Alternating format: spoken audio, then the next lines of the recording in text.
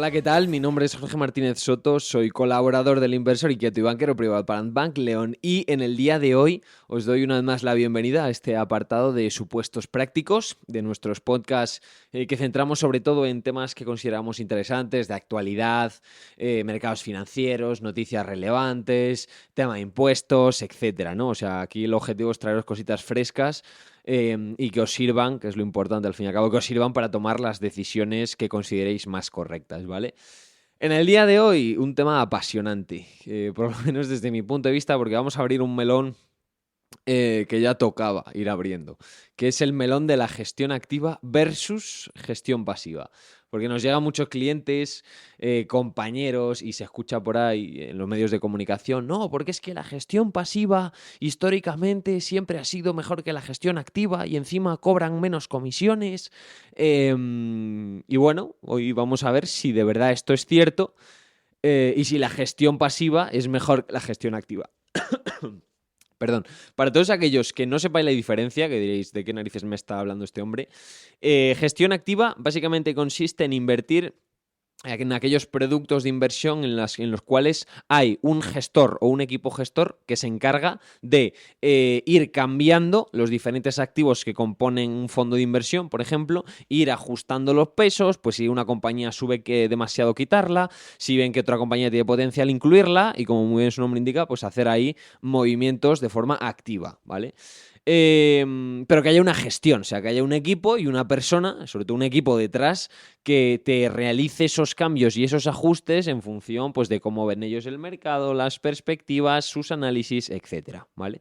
Obviamente esto es más caro, o sea, es que salta a la vista, es como la gestión pasiva no está pagando por nada, literalmente, porque ahí no hay nadie trabajando, y en la gestión activa, pues, estás pagando un equipo para que te gestione, ¿vale? Y obviamente que es más caro, pero lo que hay que ver es si de verdad nos compensa, ¿sabes? Pagar esas comisiones, porque si esa gente a la que pagamos nos da un valor añadido con respecto al índice, ¿por qué no? ¿No? Y ahora veremos los pros y los contras de cada una de estas, ¿no? Pero bueno, que os quedéis gestión activa, un gestor, y hay alguien ahí que se encarga de mover los pesos en función, pues, de las expectativas de mercado, sus análisis, etcétera, ¿vale? Y es dinámico, no es estático. Y luego, por otro lado, tenemos la gestión pasiva, ¿vale? Que ha sido un mercado que ha crecido bestialmente, una barbaridad desde sus orígenes, porque aparentemente funciona. Y estos últimos años, no os voy a mentir, ha funcionado muy bien, ¿vale? Que toda esta gestión pasiva, pues básicamente consiste en comprar un índice o un producto financiero que replique un índice en el cual no hay gestión de ningún tipo. Yo me compro el S&P 500 americano, las 500 mayores empresas de Estados Unidos, y tiro. Si la economía americana, que es lo que ha ocurrido, sube y este índice sube, pues yo gano dinero. Si este índice baja, pierdo dinero, ¿vale? Pero que nos quedemos con esa idea que no hay una gestión detrás, ¿vale? ¿Pero qué es lo que ha ocurrido?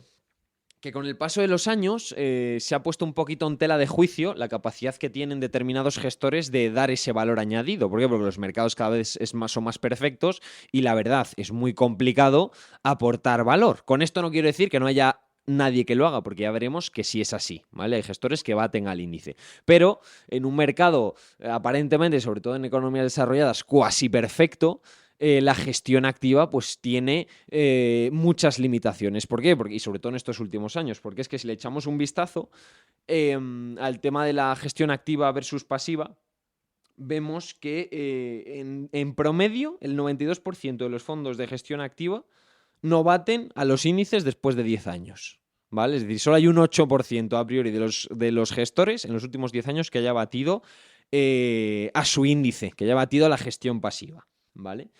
Y a mí esto no me gusta generalizar. ¿Por qué? Porque hay matices, ¿vale? Por ejemplo, en lo que es la renta variable europea, el 83% de los gestores no ha sido capaz de batir al índice de renta variable europea. En la renta variable eurozona, ¿vale? Excluyendo aquellos países que no forman parte de la eurozona, el 93% de los gestores no ha sido capaz de mejorar al índice. Nos vamos a emergente. En mercados emergentes, el 94% de los gestores en los últimos 10 años no han sido capaces de mejorar la rentabilidad que nos daría, pues, un índice. Nos vamos ya a Estados Unidos, renta variable americana, 94,9% de los gestores no ha sido capaz de batir al índice. Y en la renta variable global, el 96,4% de los gestores no ha sido capaz de batir al índice, ¿vale? Es decir, aquí ya podemos sacar una conclusión, y es que en por lo menos la historia reciente, la gestión activa en muchos casos ha brillado por su ausencia o ha contribuido incluso negativamente en la rentabilidad, ¿vale? Es decir, hay muchos gestores que se están quedando en comparación con sus respectivos índices por detrás, ¿vale? Y esto pues nos hace que pensar, ¿no? Y bueno, o sea, son datos que están ahí, que si luego sí que es verdad que lo aplazamos a 20 años, vemos que tampoco es que varíe mucho, ¿vale? Porque en los últimos 20, si cogemos estos últimos 20 años, vemos que el 95% de los gestores, en comparación con los índices, no han sido capaces de batirlos, ¿vale? Eso en la parte de renta variable. Luego aquí os hago un matiz. Vamos a ir a la parte de renta fija, ¿vale? En la renta fija sí que es verdad que la gestión activa parece que, por lo menos a priori, tiene bastante mayor importancia y está consiguiendo está consiguiendo hacerlo mejor en muchos casos que los índices, ¿vale?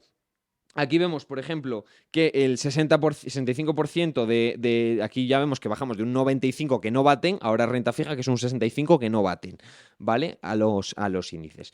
Pero estas respuestas que a priori pueden parecer sencillas y que simplemente con ellas pues ya podemos hacer un juicio de que la gestión activa está desfasada, no sirve, está condenada, tienen muchos matices que yo tenía un profesor que dice, en los detalles está el demonio, o sea, en los detalles está la diferencia. Y aquí si queremos llegar a una verdad rigurosa, hay que entrar un poco en profundidad, ¿vale? Y sobre todo, pues os voy a decir argumentos que rebaten que la gestión pasiva sea mejor que la activa, ¿vale? En diferentes ámbitos, ¿vale? De entrada, hay que tener en cuenta que el objetivo de muchos de los gestores no es batir a un índice. Es decir, muchos gestores no están batiendo a un índice, no están batiendo a la gestión pasiva porque su objetivo no es batirla, ¿vale? Es decir, eso de que tenemos nosotros la manía de comparar lo que hace un gestor con un índice y decir si el gestor lo ha hecho bien o lo ha hecho mal en función de si ha estado mejor o peor que el índice, es relativo. ¿Por qué? Porque si el objetivo del gestor no es batir el índice, es, por ejemplo, caer menos que el índice o con menos volatilidad que el índice, puede estar consiguiéndolo sin darte mayor rentabilidad que el índice. Porque aquí no solo se trata de la rentabilidad, sino se trata de cómo se obtiene esa rentabilidad, ¿vale? Es decir, y aquí os pongo, y nosotros que, bueno, yo soy de León, no es lo mismo ir de León a Madrid, tranquilitos, a 120 y llegar tranquilos en 3 horas y media, tranquilamente, que ir a 120, que ir a 250, cogiendo todas las curvas cerradas, que sí, que igual llegas antes, igual obtienes más rentabilidad vía índice, pero lo que puede pasar es que te la pegues, y que te la pegues de tal forma que no haya vuelta atrás, ¿vale? Y que sea irreversible. Entonces, aquí os quiero hacer reflexionar que no lo simplifiquemos todo al tema de la rentabilidad, que sí, que es importante, pero no lo es todo, ¿vale? Entonces, primero, muchos gestores, como hemos comentado, no tienen como objetivo batir al índice, tienen otra serie de objetivos. ¿Por qué? Porque aquí lo que te dice es la rentabilidad del índice, pero no te dice la volatilidad y años, por ejemplo, como el 22, que los índices te cayeron más de un 25%, y aguanta tú ese 25%, cuando mucha de la gestión activa y gestión activa de calidad no solo no perdió dinero, sino que encima ganó dinero, ¿vale? O sea, no es el resultado final después de 20 años solo mirar un numerito, no, es mirar el proceso, ¿vale? Y profundizar.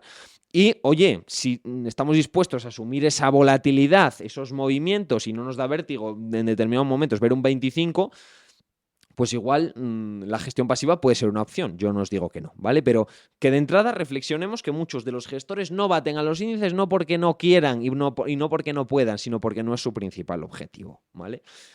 Y luego aquí en la gestión pasiva existen principalmente dos tipos de productos que probablemente todos conoceréis y si no os los comento yo ahora. El primero, ETFs. Los ETFs, levantas una piedra y salen 5 ETFs, ¿vale? Son ETFs y los fondos indexados, ¿vale? ¿Qué es un ETF? Un ETF, al fin y al cabo, es un producto de inversión con valor liquidativo, como si fueran acciones, ¿vale? O sea, lo podemos vender en cualquier momento. No es traspasable, es decir, desde el punto de vista fiscal no es lo óptimo. Y es un producto que al fin y al cabo lo que hace es pues, simular la evolución pues, de un índice, de una materia prima, de un conjunto de empresas o de un sector, ¿vale? Y hay ETFs de lo más variopinto, de agua, de oro, de trigo, del S&P, del Nasdaq, del IBEX, del carbón, de todo lo que nos podamos imaginar, ¿vale? Y el ETF al fin y al cabo es una forma de contratar esa gestión pasiva, que lo que hago es, oye, mira, yo quiero invertir en el S&P porque históricamente ha sido el índice que más rentabilidad nos ha dado, incluso en determinados casos y en los últimos 20 años, incluso por encima de la gestión pasiva, ¿vale? Y me compro un ETF, ¿vale? Y ese es el razonamiento que hace la gente. ¿Por qué no me voy a comprar un ETF si lo hace mejor que determinados gestores? Pues bien, los ETFs, como os digo siempre, es que hay que profundizar. O sea, no es tan sencillo, nadie da duros a pasetas. De entrada, los ETFs son más baratos, pero los ETFs tienen una serie de riesgos implícitos que no tienen que ver con la rentabilidad. Os pongo un ejemplo. Dentro de los ETFs hay ETFs físicos, es decir, que verdaderamente te compran las 500 empresas de ese Standard & Poor's 500 y las 100 empresas de ese Nasdaq, que son los menos, ¿vale? Es decir, hay ETFs que sí que tienen esa calidad y que sí que replican fielmente porque su composición es sólida y dentro de ellos podemos encontrar esos 500 valores, ¿vale? Y que por lo tanto son ETFs que están bien construidos, pero hay otros ETFs que para hacerlos más baratos o para cobrar también más comisiones, lo que hacen son ETFs sintéticos, ¿vale? O ETFs con swap, ¿vale? Que es bueno, a nivel técnico es una herramienta que se utiliza, ¿vale? Pero es que os quedéis con que es un tema sintético, ¿vale? Pues que el banco o la entidad que lo emite utilizando una serie de herramientas financieras lo que te hace es te crea una especie de simulación de comportamiento de ese índice, pero que no es auténtico. Es decir, no es que tú tengas las 500 empresas, es que utilizan una serie de herramientas sintéticas, swaps, derivados, etcétera, que lo que le permiten es cobrar más comisión, ¿vale? Y replicar, y digo lo de replicar entre comillas, ese índice porque no lo replican exactamente, ¿vale? Y esos tienen un riesgo que es el riesgo de contrapartida, ¿vale? ¿Por qué? Porque en este caso la réplica se hace mediante esa operación de swap con una entidad financiera, ¿vale? Es decir, se hace, como os he dicho, contra una entidad financiera que garantiza que nos va a pagar o nos va a dar la misma rentabilidad que el índice, ¿vale? Perfecto. Pero eso lo que hace es que dependas de una entidad financiera. Es decir, que si por lo que sea la entidad financiera que garantiza que tú vas a cobrar eso quiebra, tú no lo cobras. Así de sencillo. Y en gran parte de las ocasiones ni vas a recuperar tu dinero. ¿Vale? O sea, hemos pasado de ganar dinero y solo preocuparnos de la rentabilidad sin tener en cuenta este tipo de cosas. Que lo puedas llegar a perder todo. Y esto no se explica en ningún lado, porque no se explica en ningún lado. Y la gente se compra ETFs como el que compra churros, pensando que no tienen riesgo. Y sí que es verdad que tienen una serie de riesgos, como es por ejemplo este de contrapartida en los sintéticos, que en el caso de que la entidad que te da esa contraparte, que si no lo investigas no lo sabes, quiebra. Tú es que no solo es que no hagas lo que hace el índice, es que pasas directamente a tener 0 euros en la cuenta. ¿Vale? Entonces, es un riesgo importante que hay que valorar y que hay que tener en cuenta. Y que hay que informarse de los ETFs, si tenemos ETFs, pues los ETFs que tenemos en cartera. Si son réplicas sintéticas o si son ETFs físicos que replican exactamente el comportamiento de los activos que nosotros queremos estar invertidos. ¿Vale? Eso en cuanto a problemática de los ETFs, que ya vemos que no es solo todo lo que reluce. Y ya, si me estás diciendo que por ganar un 2% tengo la posibilidad de perderlo todo, pues igual prefiero quedarme con mi 7-8% en vez de con el 10% y asegurarme de que no voy a entrar el día de mañana y voy a tenerlo a cero si una determinada entidad quiebra, ¿vale? Y luego, por otro lado, tenemos los fondos indexados, ¿vale? Que son el otro gran mercado de gestión pasiva. Que eso es básicamente lo mismo que un ETF, solo que el ETF lo puedes vender al momento, instantáneamente, como una acción y no es traspasable. Y un fondo indexado es un fondo el cual tiene valor liquidativo diario, pero lo puedes vender todos los días, no a cada momento, no tiene una cotización instantánea, ¿vale? Sino que, pues eso, tiene como mínimo un día, ¿vale? Lo ves un poco a toro pasado, como cualquier fondo de inversión, ¿no? Y estos fondos lo que hacen es replicar un índice, ¿vale? Un fondo indexado, como eso lo indica, replica un índice. Muy parecido al ETF, estos sí que son traspasables y que también están teniendo más tirón. Normalmente suelen ser más caros. También tiene una serie de seguridades, como por ejemplo, pues eso, que no hay una entidad de contrapartida, sino que es pues réplicas, ¿vale? Sintéticas, y no hay nadie del que dependa tu patrimonio, o sea, no hay ninguna entidad que sea la contrapartida de tu patrimonio, ¿vale? Pero ¿qué riesgos tienen este tipo de índices? Pues que debido a un tema sobre todo de concentración que estamos viendo, por ejemplo, en el mercado americano, en el cual los 7 magníficos te están pesando más de un 30% en el índice, ¿vale? Y si cogemos casi las 100 mayores empresas, pues suponen más de un 50% del índice americano, ¿vale? Pues aquí estamos viendo que no es... Nosotros cuando compramos un S&P, en realidad estamos comprando 500 empresas, ¿vale? Pero que el comportamiento de ese S&P en determinados momentos solo viene dada por las primeras 15 compañías. Nvidia, Amazon, Apple, Tesla, etcétera, etcétera. Microsoft y 2 más, ¿vale? Entonces, ¿qué es lo que están haciendo estos fondos indexados? También por un tema de reducir costes. Jolín, pues si comprando ese 30 o ese 15% del índice te saco un 70% de la rentabilidad de ese índice, porque más o menos esas son las compañías que más pesan y en función de lo que hagan esas, el índice va a subir más o va a subir menos y ya está. Es decir, no te compran las 500 empresas, no te replican exactamente el índice, te compran 100 y dicen, bueno, pero es que como estas 100 normalmente suelen ser las más representativas, pues ahí lo llevas. Error. ¿Por qué? Porque, por ejemplo, si solo te compras 100 del índice, porque se supone que lo está replicando con esas 100, pero en un determinado momento de mercado, las últimas 50 empresas, las empresas más pequeñitas de ese índice que tú no tienes, porque tú recordemos que con este fondo indexado solo tienes las 100 primeras, no tienes las 500. ¿Qué es lo que ocurre? Que si tiran las otras 400 que tú no tienes, aunque tengan un peso menor, tú no vas a obtener esa rentabilidad. ¿Vale? Que eso es muy importante. ¿Por qué? Porque muchos de los índices indexados, o sea, sí, índices indexados, fondos indexados, no tienen, por ejemplo, compañías tan pequeñitas. Fondos indexados, pues de un S&P y de un Nasdaq, ¿vale?